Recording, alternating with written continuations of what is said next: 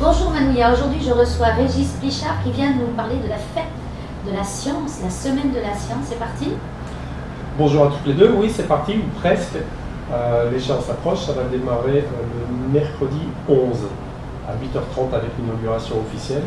Et tout de suite, dans la foulée, presque à 10h, la première des conférences qui sera donnée par notre invitée, Madame Basso-Vincent, qui est une philosophe scientifique.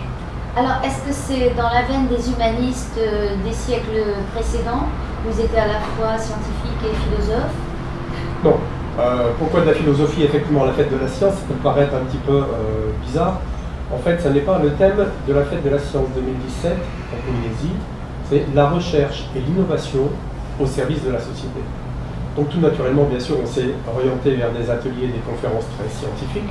On va avoir des chercheurs, on va avoir des professionnels, des jeunes sociétés, des startups qui mettent en œuvre des technologies tout à fait nouvelles, qui vont nous présenter leur savoir-faire. Mais il y avait quand même dans l'énoncé du titre, au service de la société.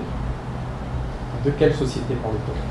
Quels services sont rendus au quotidien par les innovations, par la recherche? La recherche ne rend-elle que des services? L'homme est-il à la hauteur de ses découvertes?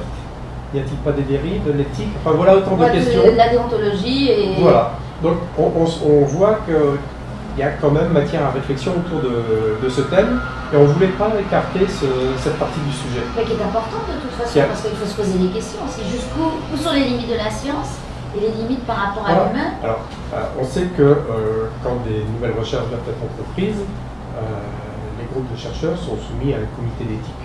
Bien souvent le comité d'éthique... Éthique. Oui, éthique. Le comité d'éthique est souvent assez mal considéré parce que c'est un petit peu le grain de sable dans des rouages, etc. Or en fait, et ça je l'ignorais, hein, c'est en enseignant que je me suis rendu compte que la plupart des grands laboratoires maintenant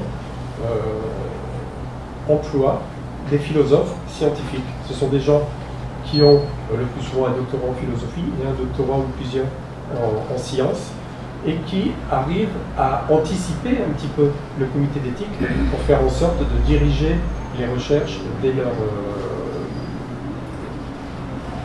termination. Prémices, de façon à ce qu'on ne bute pas aussi sur quelque chose qui serait anti-humain ou anti-social, voilà, ou anti-déontologique.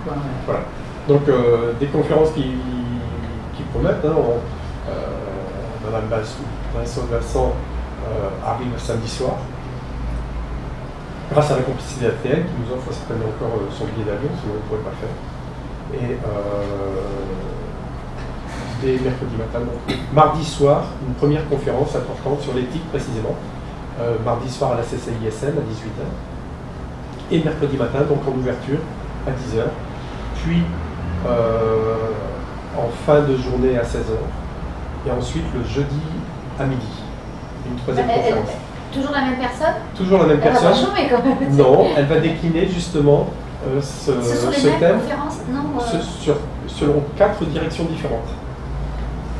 Par exemple, faut-il ralentir? Est-ce que ça va trop vite? Quel est l'impact des découvertes sur notre comportement au quotidien? Est-ce qu'on a le temps de s'y habituer ou est-ce qu'il faut toujours courir? Mais puis, non seulement on s'y habitue, mais parfois on s'y habitue un petit peu trop. On prend l'exemple des smartphones, hein, où les gens maintenant ne se parlent que par smartphone. Enfin, c'est comme si on se parlait tous les deux par SMS en étant en face de l'un de l'autre, sans communiquer physiquement. Donc voilà, c'est tout ça qu'elle va mettre, pas du tout avec un esprit polémique, hein, bien sûr, mais elle met à plat. Elle met à plat, et elle pose les questions, et puis et le public lui pose des questions. In vivo. In vivo. Et donc, et cette personne, vous l'avez trouvée comment? Eh bien, en fait, je l'ai trouvée par le biais d'une autre personne qui était pressentie et qui malheureusement ne pouvait pas venir. Et Bernadette, puisque c'est son prénom, donc elle m'a donné l'adresse de Bernadette Basso, que j'ai eu beaucoup de mal à contacter parce qu'elle était en vacances. Il faut savoir que nous, on est prévenus qu'on va s'occuper de la fête de la science au courant du mois de juin, c'est-à-dire que oui, ça fait court, pour un événement en octobre, c'est un petit peu court. tout le monde est en congé en juillet et août. Ah oui, en France, le temps s'arrête, c'est vrai que pour les trouver, c'est compliqué. Donc, c'est Madame Ruffy qui avait été pressentie initialement, qui m'a réorienté vers Bernadette Dassault-Bassan, qui m'a rappelé quand, pendant ses vacances, un jour par hasard, elle a regardé son téléphone, elle a vu un message et puis. Voilà, ce qui fait qu'elle n'est pas branchée geek complètement. On a complètement pas, je dirais. Donc alors, à part ces conférences qui semblent très intéressantes, qu'est-ce qu'on a? Alors, plein de choses. Il y a pas de choses. Hein.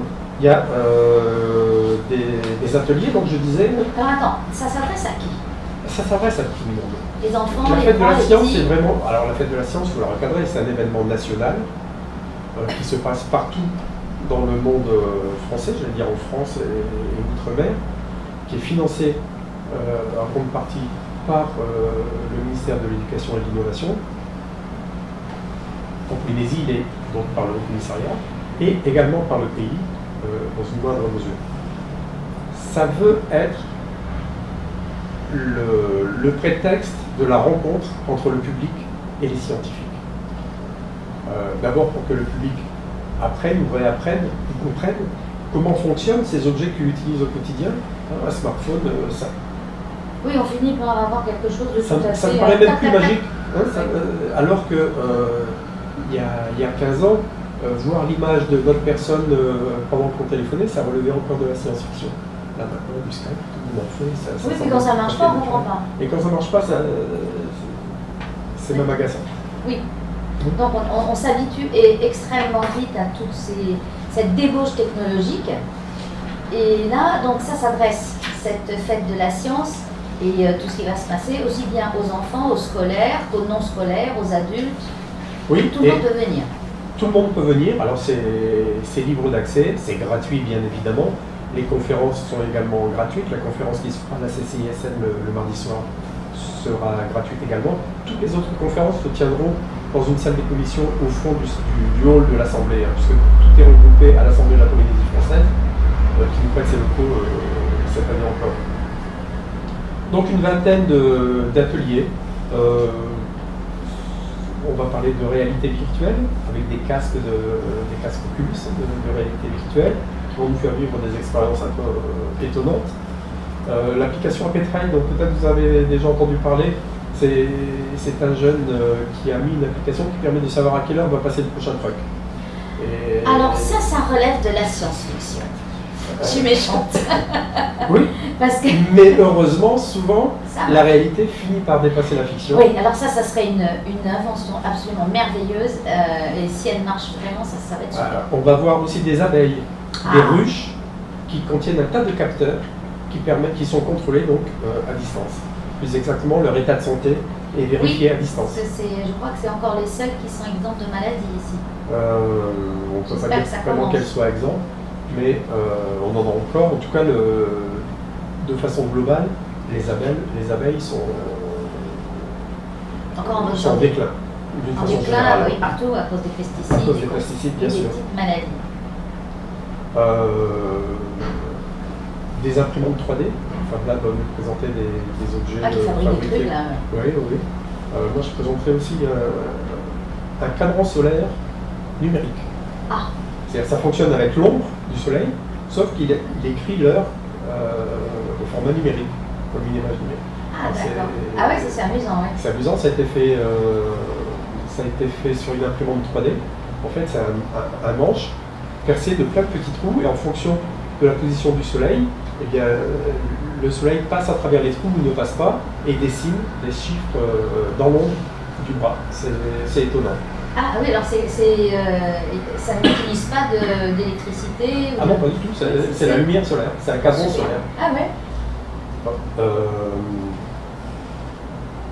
Donc l'Institut Malardais, l'IRD seront représentés, vont nous parler de leurs travaux avec les moustiques, sur les virus également. L'IRD va nous parler de capteurs pour étudier le phytoplancton. C'est très intéressant. Météo France qui va nous parler des prévisions saisonnières, du radio-sondage. Ce qui va certainement très intéresser les plus jeunes, c'est le stand de la société d'ornithologie Manu, Ah oui. qui, avec Matare, va expliquer comment les drones de Réitiniré peuvent aller déposer des appâts dans les endroits les plus reculés des vallées, dans les endroits inaccessibles, pour tuer la petite fourmi de feu. Ah, ça c'est important. Donc, il va y avoir, surtout pour les jeunes plus jeunes, des démonstrations de drones. Et ça, Alors, c'est assez cool. Ce sera dans les jardins de l'Assemblée. Et juste à côté, dans le Far Côté, toujours dans les jardins, la prise technique et scientifique va va élaborer une scène de crime. Elle va nous faire voir comment on relève des empreintes digitales, comment on met en évidence des traces de sang, etc. etc. C'est des experts en propriété. Ah bah oui, c'est bien ça aussi, ça va intéresser tout le monde. Ça va amuser. Deux associations amies, Espace Info Énergie et puis Temana et Otemoana, reviendront encore cette année pour parler à la fois des énergies renouvelables et puis de la nécessité impérieuse maintenant qu'il y a à protéger les systèmes. Innovation, cette année on va avoir une radio web, qui sera animée uniquement par des élèves du collège de Tipalu. Donc que ce soit les interviews, la régie, le journal, etc. Des quatrièmes. Ah, c'est bien ça. Voilà. Et puis d'autres classes aussi, du collège de Batailla, le collège Henri Quireux de Farah, qui va nous exposer les travaux qu'ils font depuis un moment déjà en relation avec l'IRD, justement. IRD, tu pourrais repréciser IRD Institut de recherche pour le développement. Voilà. Qui travaille et il travaille, ses élèves, sur le thème des capteurs qui prennent des renseignements dans l'océan pour vérifier les différents paramètres du phytoporteur. Voilà. En gros, ce qu'il va y avoir, j'en oublie bien sûr, parce qu'il y en a. Mais de toute façon, là, si jamais tu en avais oublié, sur le site, voilà. On a où trouver toutes ces informations? Sur le site de ProScience, www.proscience.pf. Voilà, ProScience, UFL. Pro, Science, SCIENCE. Voilà. Pas d'S. Voilà. C'était ce qui était. Pour la science, c'est ce que ça veut dire. ProScience, oui. Voilà. www.proscience.pf. Et sur Facebook, voilà. AS ProScience.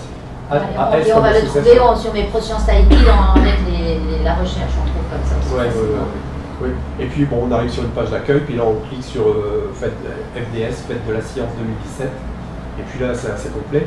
On y trouve même des tableaux qui montrent les prévisions des visites scolaires. Il y a encore des petites places? Il y a encore des places. Le mercredi matin, généralement il n'y a pas de cours le mercredi après-midi pour les écoles primaires et les collèges. Donc les professeurs hésitent à venir le mercredi matin parce qu'il va y avoir l'inauguration. On ne commencera en gros que 9h30, 10h au mieux. Et qu'après, à 11h, voilà, il y a l'impératif des trucs, etc. Donc, voilà, donc ça c'est à voir. Donc on aura 70 élèves le mercredi matin, 350 le jeudi matin. Oui, non, pas dans le détail. Non, enfin, en gros, on attend déjà 800 élèves qui se sont inscrits. Voilà, sans compter tous les touristes qui vont venir comme ça voir. Ah bon, il faut les s'inscrire? Oui, mais ça fait rien, c'est bien, on accueille tout le monde, bien évidemment. Bien, voilà. Mais écoute, c'est vraiment, il y a de la matière. Il y a beaucoup de matière, beaucoup de diversité. Et tout ça se fait dans une bonne ambiance et un cadre qui est sympathique, le hall de l'université qui est assez... de l'Assemblée, voilà. Qui est assez... Alors, l'aléa, c'est la météo, bien sûr. On espère que comme l'année dernière, le ciel sera notre... Il fera beau, crois, nous avons fait des sondages. C'est ce que je voulais t'entendre dire, je te remercie. Je t'en prie. Écoute Régis, on rappelle les dates? Alors la fête de la science sera inaugurée le mercredi 11 octobre à partir de 8h30 et elle se terminera le vendredi 13 octobre à 16h, 17h. Une bonne semaine en perspective. Une bonne semaine. La première activité sera la conférence de Bernadette Bassot-Vincent le mardi 10 à 18h dans l'amphithéâtre de la CCISN. Une précision pour les élèves, nous avons préparé un formulaire, un questionnaire pour un jeu concours Et tous les élèves qui auront rempli, on va faire des tirages au sort parmi les bulletins sans faute, et puis une remise des prix aura lieu le 13. On gagne un drone ou un voyage vers la Lune? Non, c'est beaucoup, pas cette année. C'est beaucoup plus modeste, mais c'est intéressant. On a des livres sur l'astronomie, des livres sur les expériences diverses, etc. Voilà, on va laisser la surprise. Et puis je te remercie Régis parce que vraiment ça donne envie d'y aller. Eh bien j'espère vous y voir et merci à Taoui FM de nous avoir.